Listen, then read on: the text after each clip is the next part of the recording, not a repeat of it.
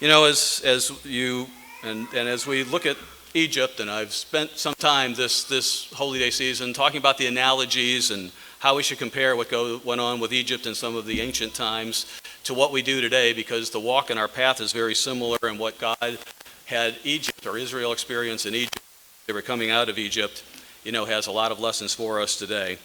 And as Israel left Egypt, you know, back after that Passover, when God watched over them and as they obeyed God, he spared them from death. And then on the 15th, they left Egypt.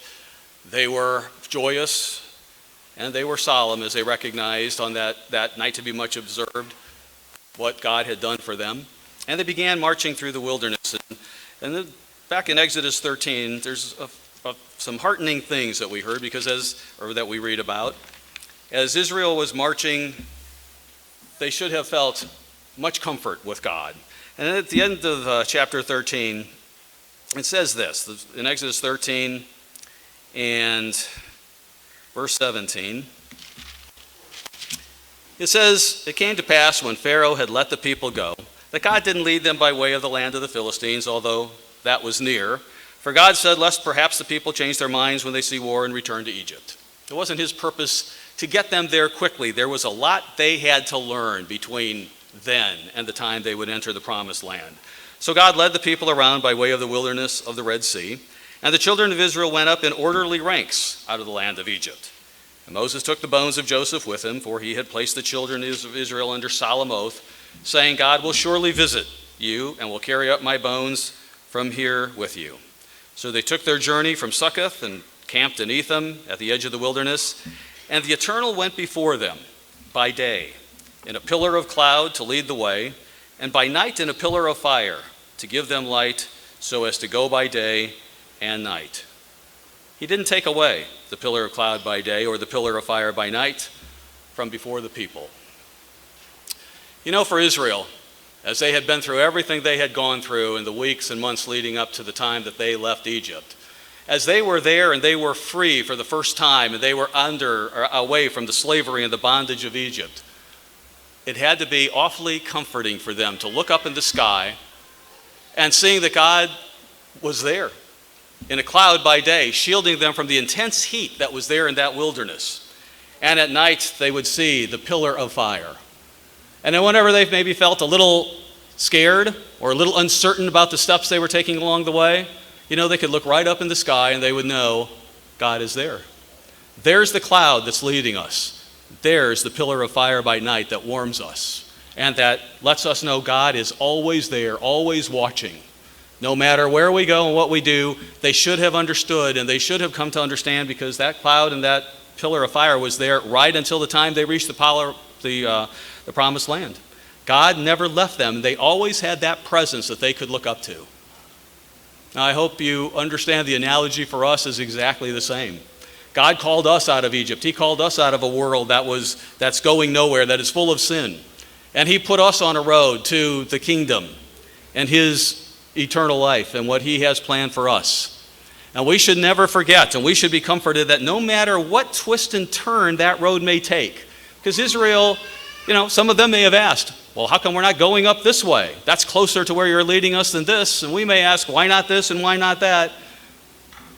When we feel a little scared, when we have a question, when we might feel a little bit of doubt, or we might not know the direction, we should remember God is always there. You know, he says that in Deuteronomy 31. We won't turn there. He says, God will never leave you or forsake you. And Hebrews 13, verse 5, you don't have to turn there because you've heard that verse many times. In Hebrews 13:5, he repeats the same thing. It says in the last part of the verse, well, let me read the whole verse. Let your conduct be without covetousness. Be content with such things as you have. For God himself has said, I will never leave you nor forsake you.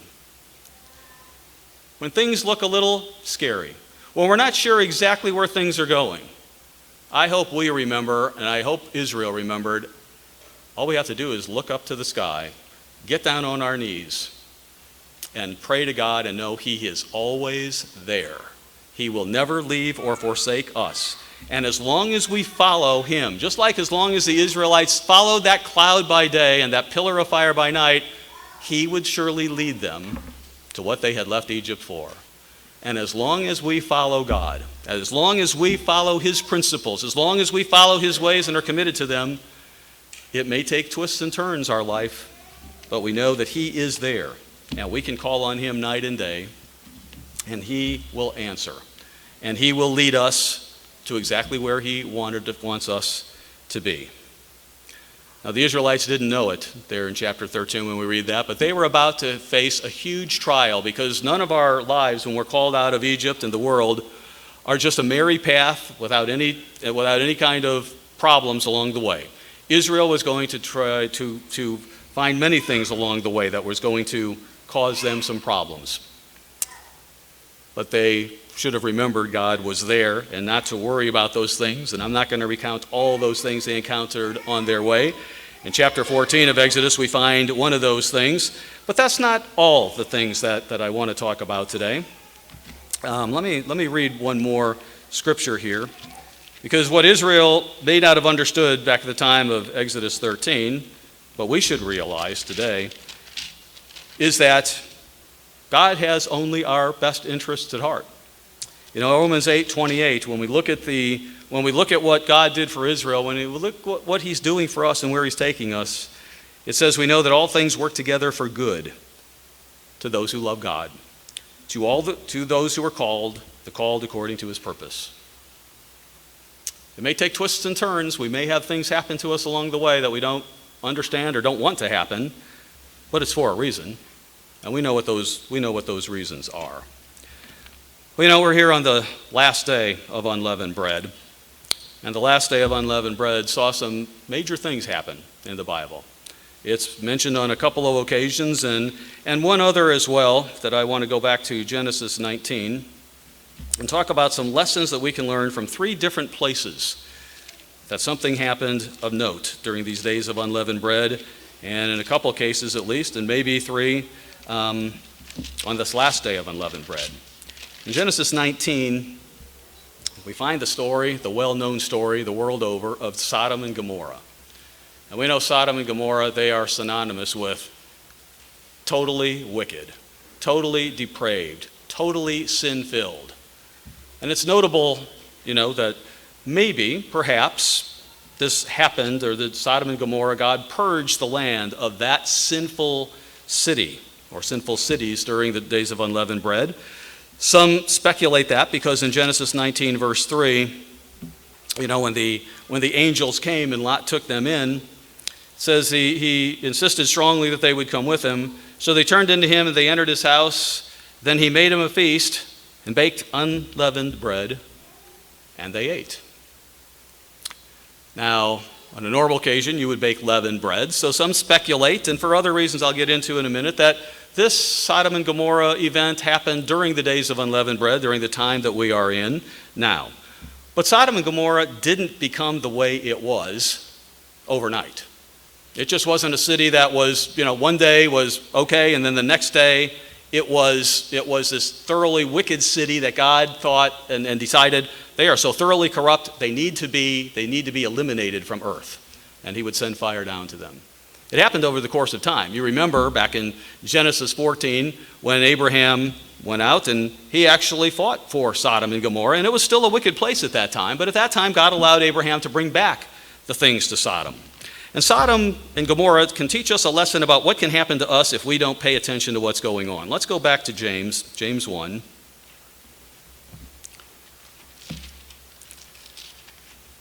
Because people don't become thoroughly sinful, thoroughly evil, thoroughly depraved overnight. It's a process that happens to us if we allow it to happen, and if we're not paying attention along the way and correcting our course of action. Let's pick it up in verse 12, James 1, verse 12. It says, "Blessed is the man who endures temptation." Now, we're all tempted. We all have our weaknesses. We all have the things that that we can fall prey to, that can lure us away and that titillate our senses in some way. Blessed is the man who endures temptation, for when he's been approved, he will receive the crown of life which the Lord has promised to those who love him. We will endure temptation, and our job through this process is to begin to resist it. Resist self, deny self, and to come to the point where those things that used to tempt us do not anymore. And some of the things are going to be there with us until the day we die, but for as long as we live, we're going to be tempted in some way. Let no one say, verse 13, when he's tempted, I'm tempted by God, for God cannot be tempted by evil, nor does he tempt anyone. He does try people. He does allow things to happen because his purpose is to perfect us and get us ready for his kingdom. But he himself doesn't tempt. If he allows something to happen, trials and tests, it's to perfect us, to perfect our faith, to perfect our loyalty and commitment to him. In verse 14 it says, but each one is tempted when he's drawn away by his own desires and enticed. You have this thought come into your mind. You read something on the internet. You see something on the internet. You see something on TV. Someone at work says something. Someone at school says something. And it kind of appeals to you, and you think, you know what? That's very interesting. That entices me. My ears perk up when I hear that. Everyone is tempted when he's drawn away by his own desires and enticed.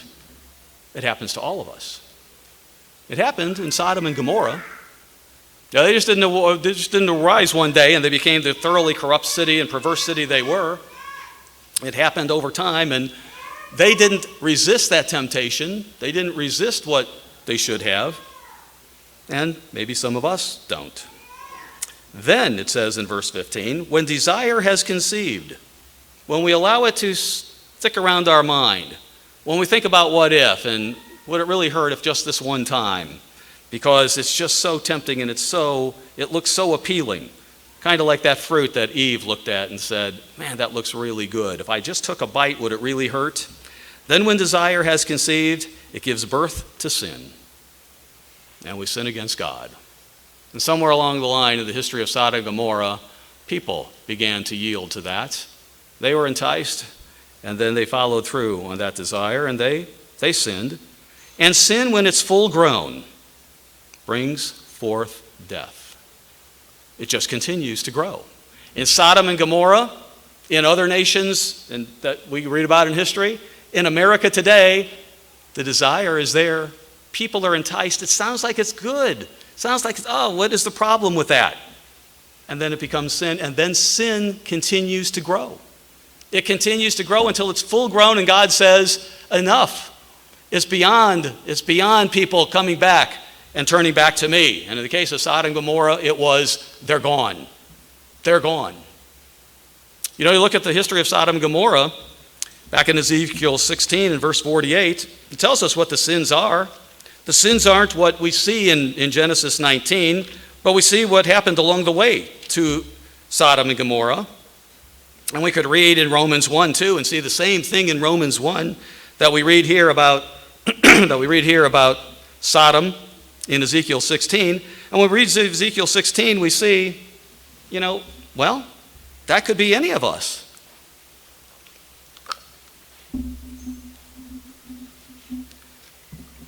We'll begin here in verse 49. Look, God says, this was the iniquity, this was the sin of your sister Sodom. She and her daughter had pride. Right there at the beginning of it, they had pride. They thought they were above it all. Satan, remember Satan? The first thing that was found in him, he was a prideful being. And he all of a sudden thought, I'm as good as God, I can do these things. And it didn't happen overnight. It wasn't like one day he was a perfectly submissive being to God, and the next day he was wanting to take God's throne and challenge him. It happened over the course of time. She and her daughter had pride. They had fullness of food. Nothing wrong with fullness of food, but what it led them to was certainly a bad thing. They had abundance and idleness. It was a comfortable society. It was a beautiful country, a beautiful city. In Genesis 13, Lot, when they were looking to split up their flocks to water them, Lot looked at Sodom and said, it's a beautiful place to live. I'll go ahead and I'll live in Sodom. They had fullness of food, abundance of idleness, and she didn't strengthen the hand of the poor and needy. It became all about her, became all about what people wanted. And then that desire, that enticement when it came about, it's what we want. That's what we want. That's what we desire. And sin conceived, and over and over and over, it happened in Sodom and Gomorrah that they became the city that we think of when we hear of Sodom and Gomorrah. A depraved place that you wonder, how did they get that bad? What was going on in Sodom that they became that bad? And how did God say, as it was in the days of Lot, so will it be in the days of the coming of the Son of Man? It'll be that bad again. A society that we live in started off good. You know, I was watching this week it wasn't a documentary, but a mini-series on the revolution and whatever. And as they had the depictions of what went on with people back then, I was struck by how many times the Bible was quoted. You know, it was like a situation came up and someone would say, you know, da-da-da, and it was the Bible verse. And I thought, people used to read the Bible. People used to know what was going on in there. You never hear anyone say that today. People don't know what the Bible is. And little by little, we got away from those roots. And America, too, fits this description of what Sodom and Gomorrah was. We have abundance of food. We have abundance of idleness. We live in a comfortable society. We live in a beautiful society. Where are we headed? Because when you compare where we are today, where we were 50, 25, 50, 100, 200 years ago, far different society, the same pattern that Sodom and Gomorrah took.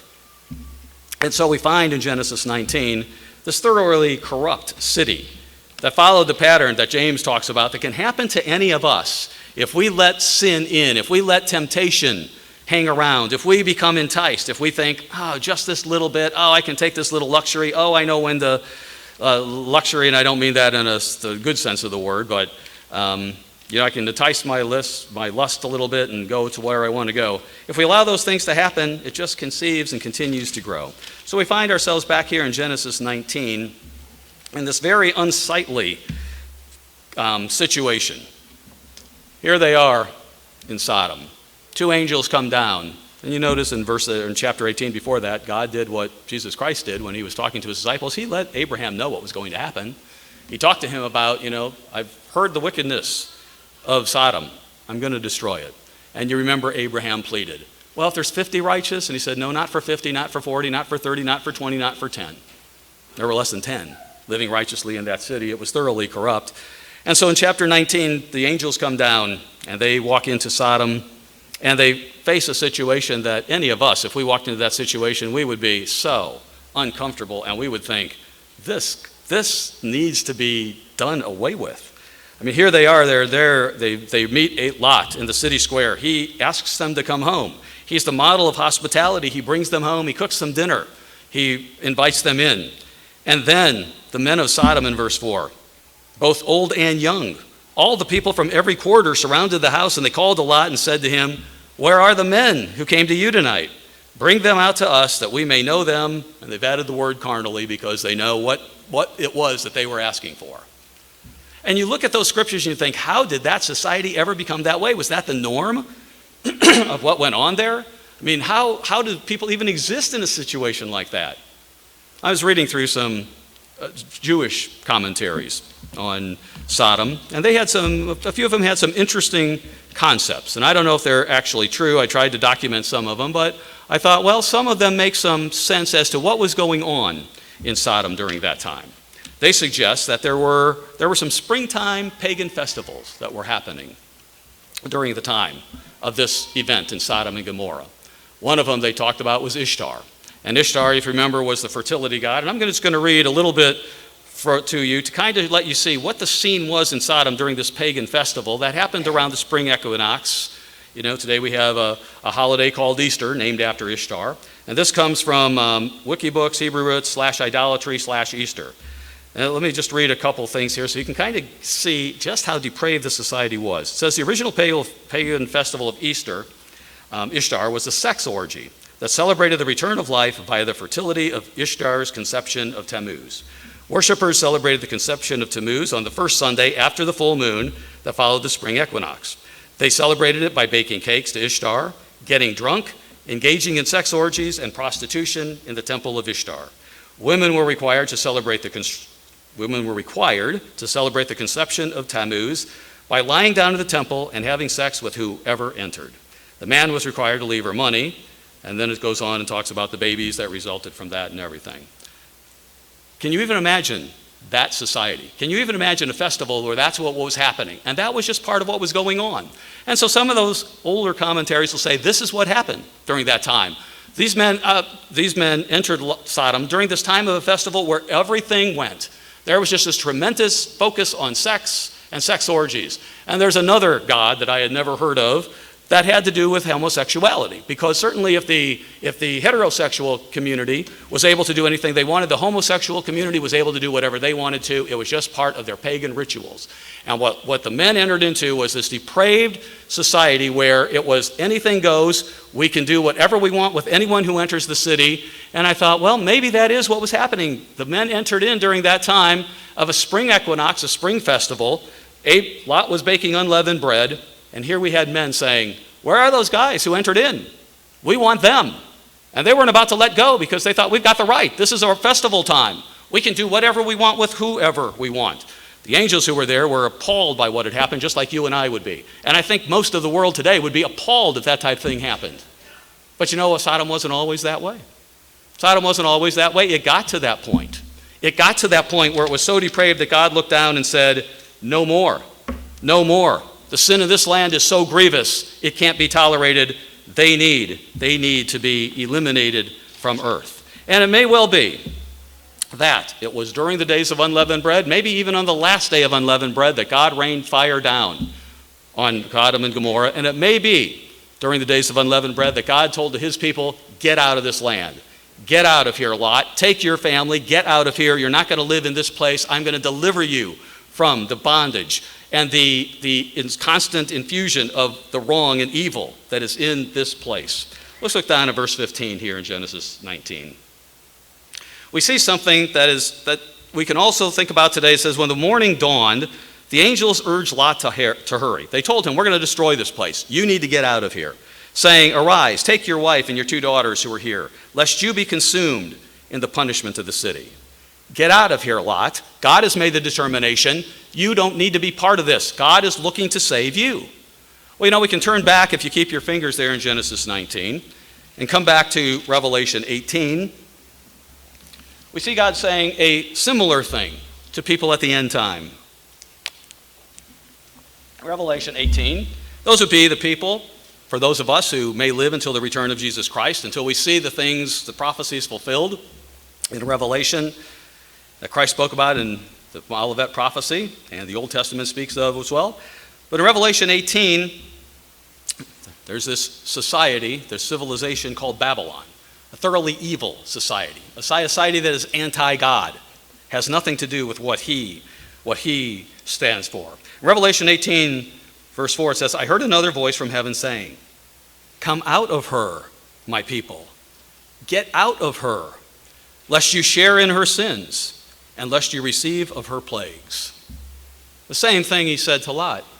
Get out of her. You don't want to participate. You don't want to have this happen to you, and that you are consumed in the punishment of this city.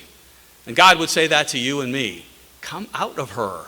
Get out of that society. Don't let it dominate you. Don't let it control you. Don't let it destroy you. Come out of her. Don't participate in the sins. And don't have a part in her punishment. Well, if we're back in Genesis 19, we can look at that and say, wow, that'll be one thing. What are we going to do when the time comes that God says, get out of her? This comfortable life that you've been in whatever society we live in. Leave your nice home, leave your car, leave your good job. Are we going to be like Lot and hesitate and have to literally be dragged out? Because God was very interested that Lot was going to be extricated from that city, that he literally had them drag him out of there. I don't know that God will drag us out. I think he'll give us warnings, but it's going to be the faith that we have to believe what he said. In verse 17 of Genesis 19, he told them, in verse 16 it says God was being merciful to them, and he was going to take them outside of the city. In verse 17 it says, it came to pass when they had brought them outside that he said, escape for your life. Don't look behind you, nor stay anywhere in the plain. Escape to the mountains, lest you be destroyed. And as he was bringing them, Lot, out of Sodom, he said, don't look back. Don't look back. Separate yourself from that city. Leave it behind. God is going to destroy it. He didn't call you to be part of that. Don't look back. Lot's wife couldn't stand it. She had to turn around and she had to see what was going on. In verse 26, it says, she looked back and she became a pillar of salt. She lost her life, her physical life, because she looked back. She couldn't just believe God and keep her eyes forward on where He is leading them, where He was leading them, and the same message would be to us, where God is leading us. Do we look back? She lost her life. For those of us in this day and age, if we look back, we would be in danger of losing our spiritual lives, right? The Old Testament is a lot about the physical. The New Testament is a lot about the spiritual, because God is interested in eternal life. Now we're paying attention to what He is working with us here today. Let's go over to Luke 9. Jesus Christ Himself picks up on this very same thing, this very same words that are told there in Sodom and Gomorrah as He's speaking to His disciples. And at the end of chapter 9, He's telling them, boy, when you're called, just follow. Just follow. Don't put it off. Don't say, oh, next year, let me finish this. Just follow.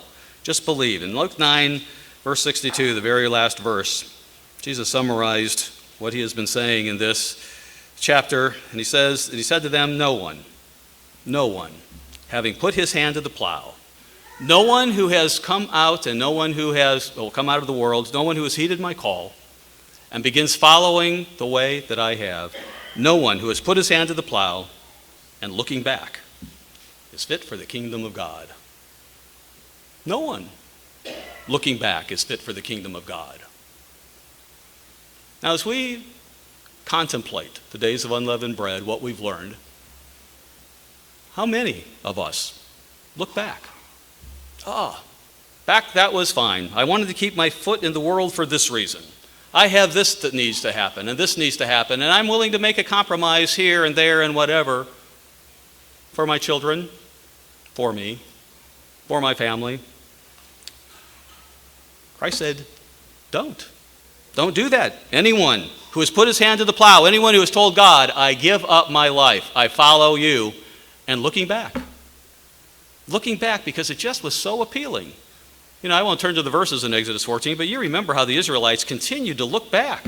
When a little trial would come back, they'd say, if I could just go back to Egypt, if we could just have the onions and the leeks and the things that were there in Egypt, if we could just have the comforts of Egypt, it's better to be a slave than out here in the wilderness. They continually look back. God tells us, don't look back. You were supposed to commit to Him. You're supposed to have your eyes forward. Realize He's always there. And don't look back. Over in Luke 17. Luke 17. Christ uses an unleavened day word when He recalls this event. Again, as He's talking to His people, a three-word verse. Luke 17, verse 32. Remember. We talked about remember and how important a part of the days of unleavened bread remember is, and Passover. And Christ says, remember Lot's wife. Remember what happened to her. She couldn't deny self. She couldn't leave that society. She lost her life. What He's telling us is, if you look back, if you consistently are looking back and wishing you were back there, you are in danger of losing your spiritual life. So when God calls us out, when we understand the Bible, when we begin following, there's a lesson that we can learn here from Sodom, and the whole situation that God had happen at that time. That we would not look back. That when it's time to leave, we will leave and not be like Lot. And that we will look forward always. Remember that God is there, and develop through this lifetime, through the time that we're in now, the faith in Him that even though it may seem to us not the time, no reason to leave, no reason, because I'm sure Lot, who had become so accustomed to that society, thought, what's different between now and then? I saw this happen last year, or maybe it was an ongoing type thing. We have to discipline ourselves with God's Holy Spirit and build the faith through the things that we go through now, that we look to God. That we look to God because, as ancient Israel learned, it's only God who's going to deliver us totally. It won't be us. It won't be any government. It is only God. Well, let's go back to Exodus 4. So when we look at Exodus 14.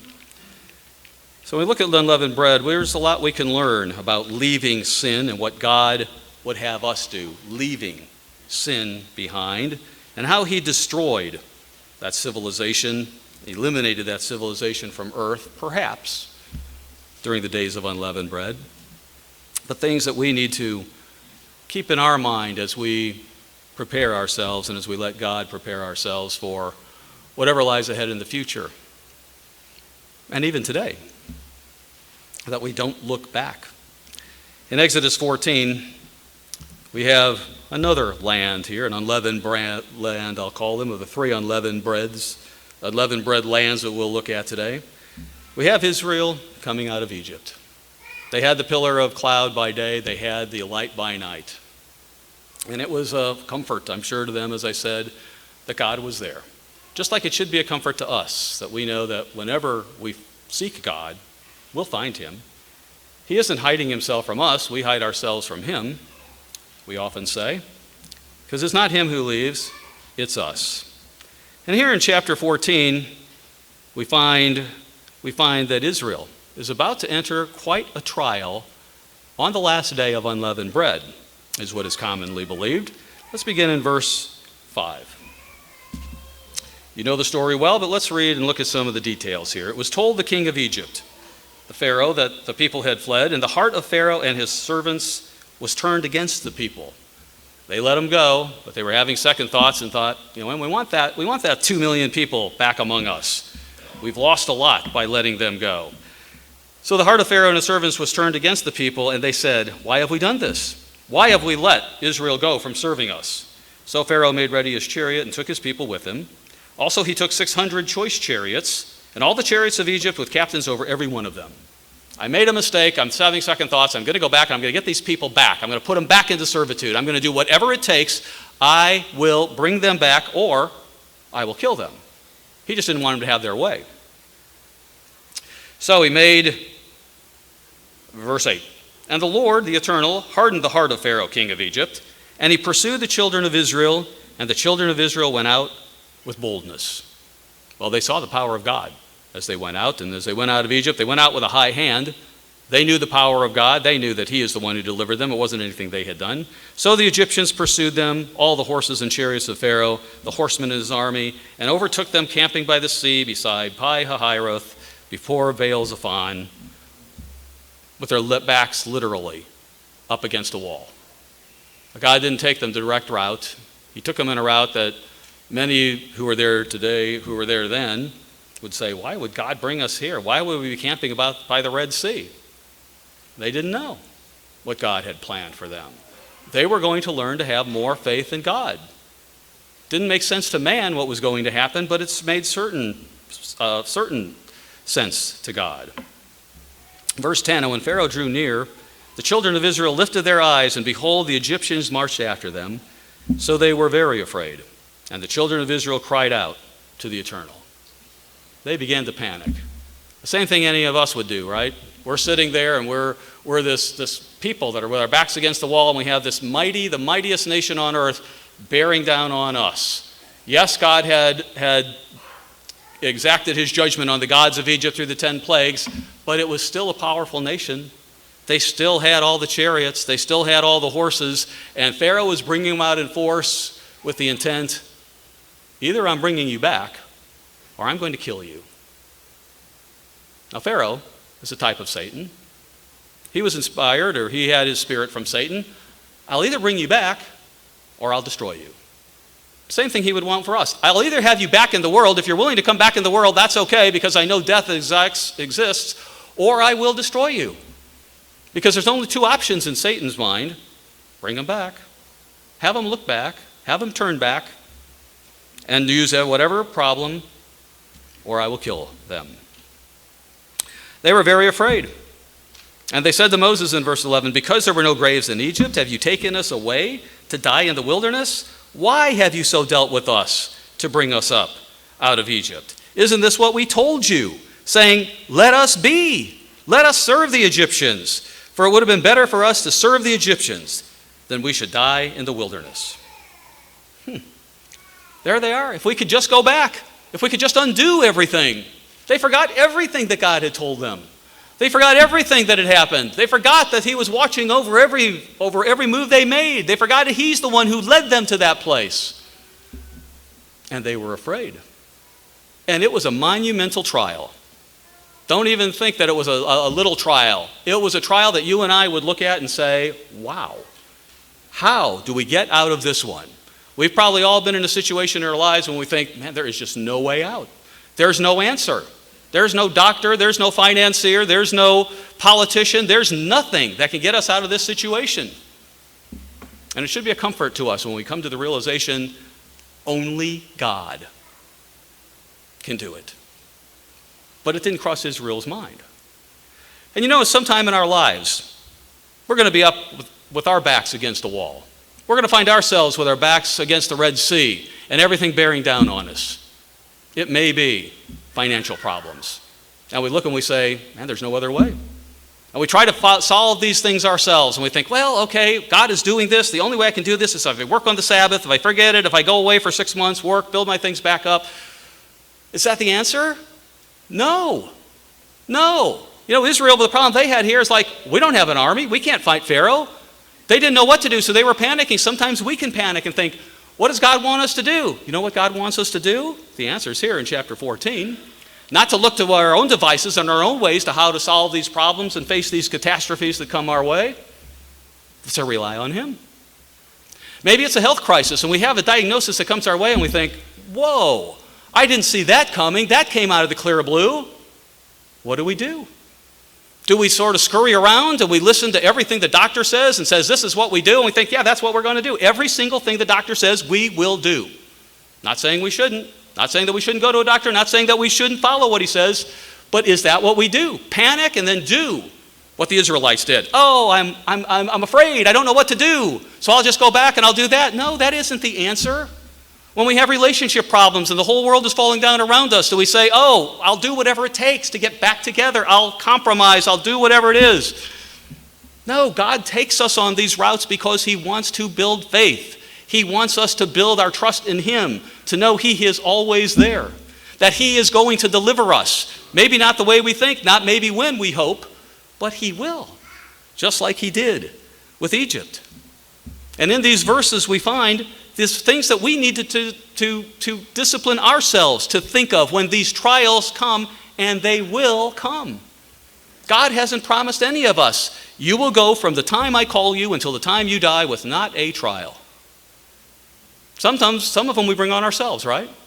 I know in our recent home Bible studies, sometimes the sicknesses we have, we bring on ourselves by the choices we make, because if we eat junk food, we're going to end up with junk bodies. It's just a matter of time. Just like if we eat the junk food of the world in our minds, we're going to end up with minds that are depressed, despondent, with no energy, no zeal. If we eat the things of the world, we're not going to find energetic, we're not going to find joy, we're not going to find purpose, we're not going to find any of those things. One of the lessons of the days of unleavened bread is eat unleavened bread every day. Eat truth. Think on these things, Paul said in Philippians 4, verse 8. If you want the joy of the kingdom, if you want those things as part of your life, don't have your diet totally in the world.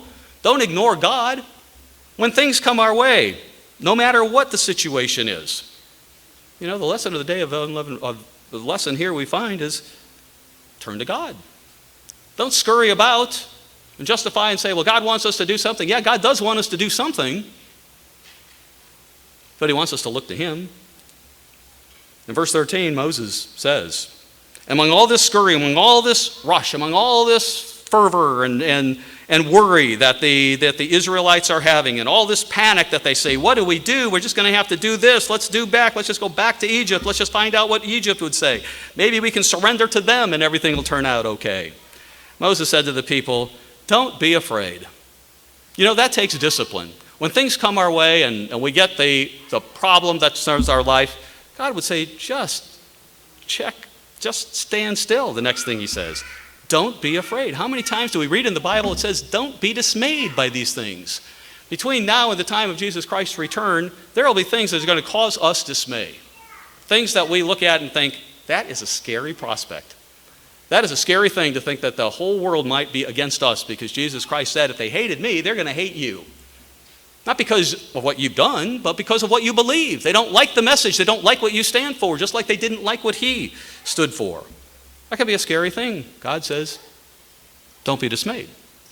Take a deep breath and remember, he is still watching over you. He is still there. He knows what's going on. It may be him that led you to that place because he wanted to develop something in you, and it's an opportunity for us to build faith. An opportunity to grow into what he wanted us to become. If we never had opportunities to resist ourselves, if we never had an opportunity to not be afraid, certainly we would be afraid when those things happen. But little things happen in our lives.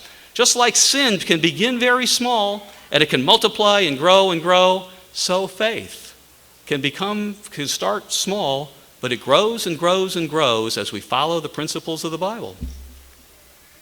Don't be afraid, he says. Stand still. Stand still. Just shut up, he might say. Don't be running around like a chicken with its head off, as they say. Stand still. Take some time to talk to God. Take some time to process these things through. You know, I know in talking to people and some things that, boy, I'll speak of just a health diagnosis. You can get in front of a doctor, and I understand what they do. They will tell you, if you don't do this, this is what's going to happen. If you don't do this, this is what's going to happen. They can spell doom in every single way you can, you know. And so many people just follow everything they say. They don't take the time to stand still. Israel wasn't taking the time to stand still. When we have financial problems, it's like, do this, do that, mortgage the house, do this, break the Sabbath, go to work on the Sabbath. Oh, we can do it for 6 months, no one will know, and whatever. Don't do that. Stand still. Stand still and take it to God. Ask him, see what his will is, not what the world's will is, not what the logic of mankind is, not saying, oh, God wants us to do this when it's clearly against his will, and if we just stood still and thought about things and went back to the Bible, we would know that. The same thing in relationship problems. Look and see, what is God's will? Is he teaching you something? Is he looking to see what it's about you? Is he bringing you out of sin? And is he bringing you into a path that will take you to his kingdom? Stand still, he said, and see the salvation of the eternal. You know, Israel couldn't see the salvation of the eternal when they were running around, panicked, saying, take us back to Egypt. We don't want to be here. We'd rather be slaves than what God has for us. When they were panicked, they couldn't see any of that. They lost the total vision of what God was. They had to just stand still and pray and seek God for a little bit anyway. And then see the salvation of the eternal, which he will accomplish for you today. For the Egyptians, he said, whom you see today, you shall see again no more forever. And all our problems don't go away in just one day. They did for the Israelites. They don't all go away for us. But, you know, we do learn to follow the things that God says and to be patient with him. Keep your finger there in Exodus 14. Let's go back to Luke 21. Luke 21.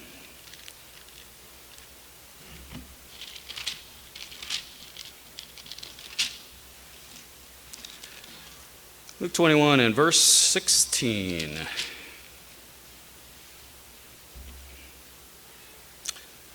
Christ talking about how it will be at the end of time, kind of Luke's version of the Olivet prophecy here, at least part of it, in Luke 21. In verse 16, he talks about some things that can cause us dismay down the road. He says, you'll be betrayed even by parents and brothers. Well, you know, if the world is against us and all of a sudden parents are turning us in and saying, you know what, my son, my daughter, my son-in-law, my daughter-in-law, my grandchildren, they believe this stuff. They believe that you should follow the Bible. They believe in the Sabbath day. They believe in this, and the whole world is against it. That could cause some dismay. Like, what? They turned me in? My children turned me in to the authorities? They're the ones who betrayed me? Jesus Christ had to go through that betrayal by one of his disciples. You'll be betrayed even by parents and brothers, relatives and friends, and they will put some of you to death. And if we hear down the road of some of us being put to death, we could scurry. We could panic and say, whoa, whoa, whoa, whoa. I didn't bargain on that.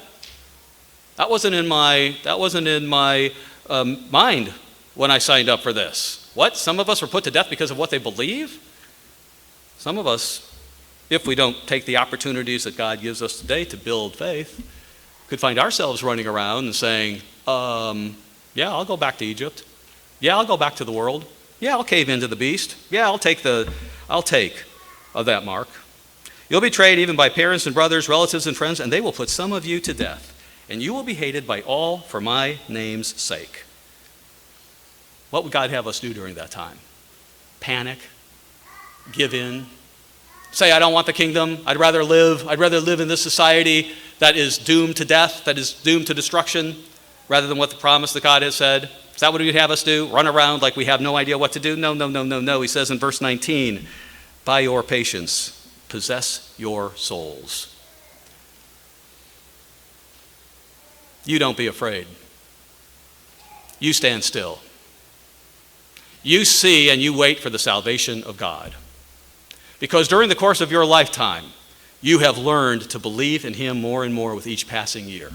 With each passing year and each passing days of unleavened bread, you see what he's working in your life. You see, and you find yourself finding more and more things that God has to weed out as he brings us out of our own personal Egypt and the world that is spiritual Egypt to become what he wants us to be. By your patience, possess your souls. That's what Moses was saying. Don't be afraid. Stand still. God is still there.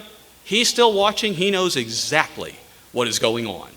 He knows exactly what's happening. And he says, not a hair of your head shall be lost. Believe in him. If Israel, who could blame them for what they were doing that day back in Exodus 14? They should have learned the lesson, though, that as they went on their way from the Exodus through the Red Sea on that seventh day of unleavened bread, to trust in God. He had their backs. He did things that they never could see coming. Not one of them there today could have thought, you know what, I think God is just going to open the Red Sea, and that's how we're going to get away from this Pharaoh bearing down on us. Not one of them saw it. You know, sometimes in our lives, things happen. God can do anything, and we never see it coming, and he can deliver us through any of the problems that we have, any of the trials of life, but we have to take the opportunity through those trials to build the faith in him, to follow the principles of what we learn in Sodom, what we learn in the land of Egypt. Don't look back. Don't say all the answers were back there. Oh, that was a much more beautiful place than what I'm dealing with right now. And stand still, don't be afraid, and see the salvation of God. And let him work his will in our lives, remembering that all things work together for good to those that love God, that follow him, who are the called according to his purpose. We'll come back to Exodus here in a little bit. Let's go look at the third unleavened bread land, if you will, back in Joshua. Book of Joshua. Moses has died. Joshua is the leader of Israel. They are now going to cross over into the promised land after 40 years wandering in the wilderness. What they've been waiting for now has come to pass. And they are literally at the entrance to the land. And as we look at the early chapters of Joshua, we see that God showed his power again. He parted the Jordan River so that they could pass through. And if we look at Joshua 5, and beginning in verse 1, they've crossed over the river, built a memorial for that. Then we find in Joshua 5 that they're on the banks, or in the premises of a great city called Jericho. Maybe the most fortified city of that day, impenetrable, if you believe if you read what the Bible said. They thought no one could ever penetrate the walls of Jericho. Joshua 5, verse 1. Lead up to this a little bit because I want to see another unleavened bread lesson in here in chapter 5. It says, so it was when all the kings of the Amorites who were on the west side of the Jordan and all the kings of the Canaanites who were by the sea heard that the Eternal had dried up the waters of the Jordan from before the children of Israel until we, Joshua writing here, had crossed over, that their heart melted, and there was no spirit in them any longer because of the children of Israel. They knew they were no match for this God. They knew what had happened in Egypt. At that time, the Eternal said to Joshua, "Make flint knives for yourself and circumcise the sons of Israel the second time." So Joshua made flint knives for himself and circumcised the sons of Israel at the head of the foreskins. And this is the reason why Joshua circumcised them. All the people who came out of Egypt who were males, all the men of war who had died in the wilderness on the way after they had come out of Egypt. For all the people who came out had been circumcised, but all the people born in the wilderness on the way as they came out of Egypt had not been circumcised. For the children of Israel walked 40 years in the wilderness till all the people who were men of war who came out of Egypt were consumed, because they didn't obey the voice of the Eternal, to whom God swore that he would not show them the land which he had sworn to their fathers that he would give us, a land flowing with milk and honey. So Joshua, verse 7, circumcised their sons, whom God raised up in their place, for they were uncircumcised because they had not been circumcised on the way. So it was when they had finished circumcising all the people that they stayed in the places of the camp till they were healed. And God said to Joshua, "This day I have rolled away the reproach of Egypt from you." Therefore, the name of this place is called Gilgal to this day. Now, you remember, circumcision was a sign of the old covenant. While they wandered in the wilderness, they were not keeping the days of unleavened bread. They were not keeping the Passover. God was feeding them. And he said, back in Exodus 13 or 12, when you come to the promised land, you will keep this Passover, and this day you will keep the days of unleavened bread. They hadn't kept the Passover yet. Now they were crossing over the land, and God said, first, these young men need to be circumcised. They need the sign of the covenant in them. So they did. It says in verse 11, they ate the produce of the land on the day after the Passover, unleavened bread and parched grain on the very same day. Manna ceased. Then they kept the Passover. Now today, just as an aside, some will ask, why do we say that people need to have the New Testament sign of the covenant before they keep Passover? Because God says. He says it clearly in Exodus 12:48. He says what the New Testament sign is, the circumcision of heart. And here, as God is leading his people into the wilderness, they need to be circumcised first before they keep the Passover. Then they kept the Passover. Okay, Joshua 6. Well, I'm not going to read through everything on this, but you will see in God then tells them, Jericho. They probably looked at Jericho and thought, there's no way we can defeat Jericho. We don't have weapons. We don't have the things. We can't siege the city the way the people would do that. If they were looking to the world, or if they're looking to their own devices on how they were going to conquer the city. And God gave them a very unlikely scenario. He said, you know what, these 7 days, and the common thread here is that these were the 7 days of unleavened bread. Just take the people and march around the city once without saying a word on the first day, and do that for 6 successive days. And then on the 7th day, and if that's the 7th day of unleavened bread, that would be today. On the 7th day, march around the city 7 times. Again, keep very quiet. Keep very quiet. And then shout. And then shout, and he says the walls will come tumbling down. God said, today, Egypt is behind you. Today you're entering the promised land. Today these walls that were between you and there, they'll come tumbling down. There wasn't a man in Israel who would have come up with the plan that God did. Just march around the city. Sometimes God can tell us to do things and we think, is that important? Is it that important that we put bread out of our homes on unleavened bread during the days of unleavened bread? Is it that important that we do this or that or whatever physical thing we do? Imagine if Israel had said, really? We're going to do that. We're going to march around the city 7 times. We're going to blow the trumpets. We're not going to talk. And that's going to give us entry into this land of Jericho, the city of Jericho. But to the credit of Israel, they did exactly what God said. They followed it to the T. Even though it didn't make sense to them, they had learned, and Joshua had learned as their leader, do what God said. Don't reason among yourselves. Don't say that doesn't make sense. If the Bible says it, do it. Do it exactly the way God said to do it. Don't change it. Don't think that's not important. Don't think, that was for an ancient time. Do it. And when Israel did it, the walls came tumbling down. Joshua 6, verse 15, I don't need to read that. And the people saw God bring those walls tumbling down. During our lives, we're going to see those walls that are out there. And we're going to say, I can't climb over that wall. That wall's too big. I don't know what to do. The wisdom of the world might say, do this and do this and do this. Israel had to do exactly what God said. And not look to their own devices, not look to their own hearts, not look to their own way of doing things. They had to do exactly what God said. And they had to put their trust in Him and in His word. So when we see those walls, if we want those walls to come tumbling down, just like Israel needed this to go through the Red Sea, and there was no way for them to get out of the situation that they were in. There was no way for Israel to conquer that land of Jericho. They had to put their faith totally in God. And they had to do exactly what He said.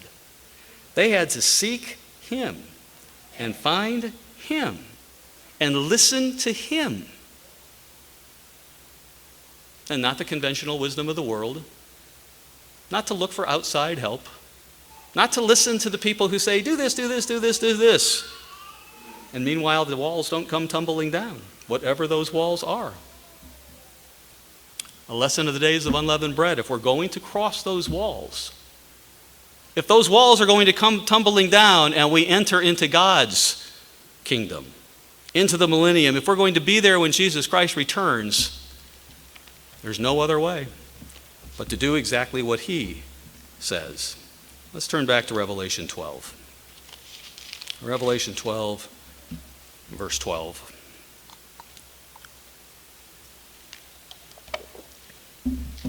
Because of all the walls that we may face in our personal lives, and all the Red Seas, or the Red Sea that we may face in our personal lives, there is a time coming when the people of God will see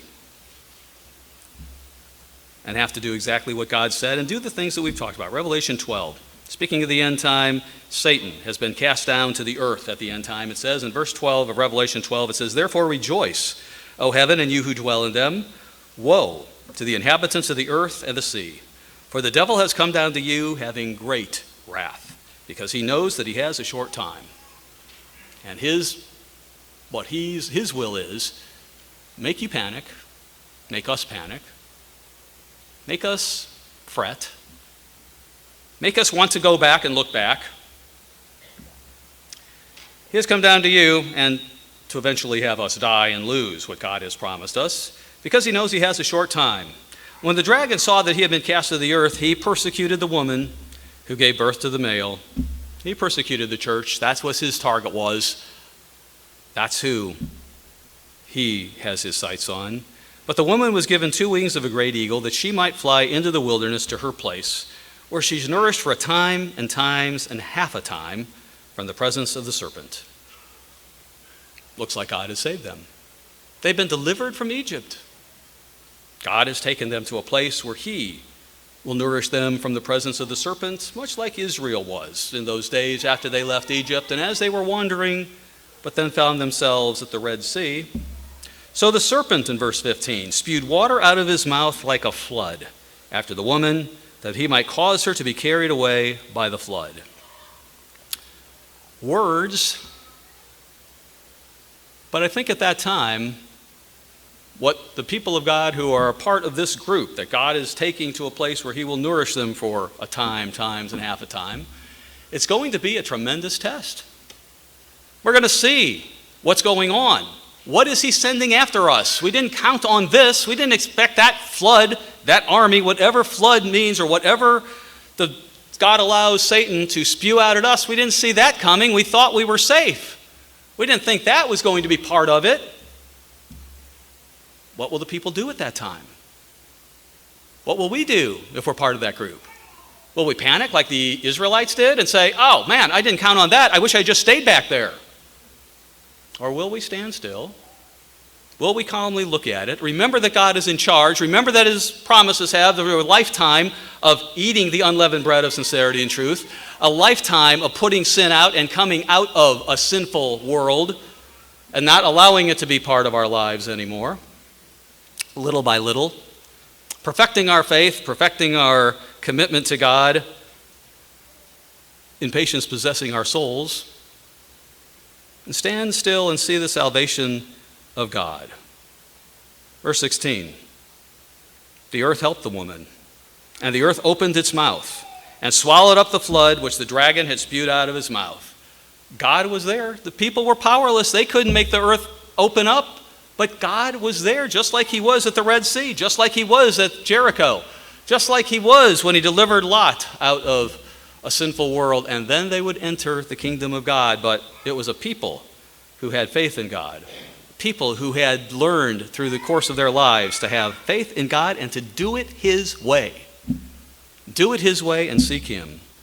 And of course, the dragon, it says in verse 17, when he saw what happened, he was incensed, and he went out to make war with the rest of the people who either stayed behind or for some reason God left behind to face what was going to happen during that time.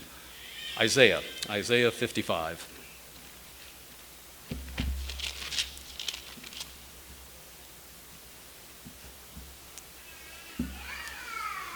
Isaiah 55, verse 1.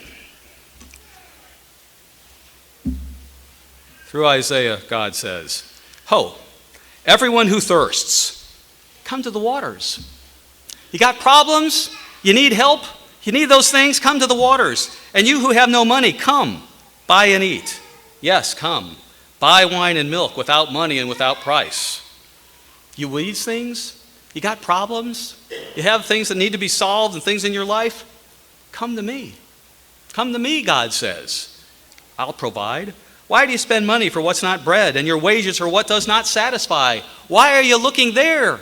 Look to me. I've got the answers, God says. Listen carefully to me and eat what is good. Let your soul delight itself in abundance. Incline your ear. Listen to me, he says, and come to me. Hear, listen, and then do, and your soul shall live. And I will make an everlasting covenant with you, the sure mercies of David. Indeed, I've given him as a witness to the people, a leader and commander for the people. Verse 6, seek the eternal while he may be found. He's still there. We have to look for him if we've kind of lost him somewhere along the line. Seek him, seek his will while he may be found. Call upon him while he is near. Let the wicked forsake his way, and the unrighteous man his thoughts. Let him return to God, and he will have mercy on him, and to our God, for he will abundantly pardon. Verse 8 and 9, I'll read that just because it's kind of what we've been talking about with Jericho and the Red Sea. It says, my thoughts are not your thoughts. My ways are not your ways. For as the heavens are higher than the earth, so are my ways higher than your ways, and my thoughts than your thoughts. He's got the answers. We just have to believe, and we have to have faith, and we have to follow the lessons that we've learned during the days of unleavened bread. Don't panic. Stand still. Seek God. Don't look back. Don't think the answers are back behind you, because the answers are never behind you. The answers are always forward. It's always a mistake to look back, God says. And when we do those things, and we commit to God, we follow what it says in Exodus 14. Exodus 14, the last part of what we didn't read. Verse 14, it says, the Lord will fight for you. And you shall hold your peace. Just let him do it. Don't fret, don't talk. And the Lord said to Moses, why do you cry to me? Tell the children of Israel to go forward. Keep moving forward. Keep your eyes on the goal. And don't let anything deter you from leaving Egypt and entering into the land that he promised us.